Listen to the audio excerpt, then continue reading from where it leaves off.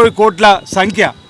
కానీ ఈరోజు రైతులకు తెలంగాణలో 31,000 కోట్లు ఇవ్వబోతున్నాం. మొదటిసారి రేపు 1,00,000 రూపాయలు, ఆ తదుపరి నెలాఖరు లోపల 1,50,000 ఉన్నటువంటి వారికి ఒకేసారి, ఆ తదుపరి 2 లక్షల రూపాయలు తీసుకున్న వారికి ఒకేసారి ఇచ్చేటువంటి కార్యక్రమం ఈ ప్రభుత్వం చేయబోతున్నమాట.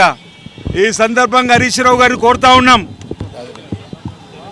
హరీష్ రావు గారు, ఆనాడు మీరు అసలు రుణమాఫీ సాధ్యమే కాదు, రుణమాఫీ చేస్తే నా ఎమ్మెల్యే పదవికి రాజీనామా చేస్తా, నేను మళ్ళీ సిద్దిపేట ఎమ్మెల్యేగా కూడా పోటీ చేయని చెప్పి అన్నటువంటి మాటకు కట్టుబడి ఉండి స్పీకర్ గారి ఫార్మెట్లో మీరు రాజీనామాను సిద్ధం చేసుకోండి.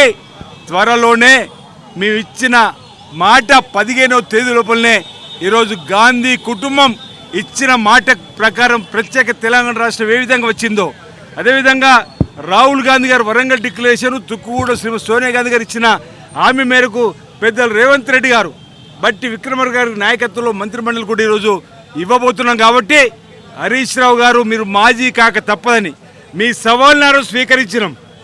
ఆ రోజు మీ సవాల్ని స్వీకరించినాం. ఈరోజు రైతుల రుణమాఫీ చేస్తున్నాం. ఆ సవాల్ని కట్టుబడి ఉండి మీ ఎమ్మెల్యే పదవికి రాజీనామా చేసి శాశ్వతంగా రాజకీయంగా పోటీ అని చెప్పిన మాటకు నిలబడి ఉండాలని చెప్పి సందర్భంగా తెలియజేస్తున్నాం. మేము కోరుతా ఉన్నాం, మేము డిమాండ్ చేస్తూ ఉన్నాం.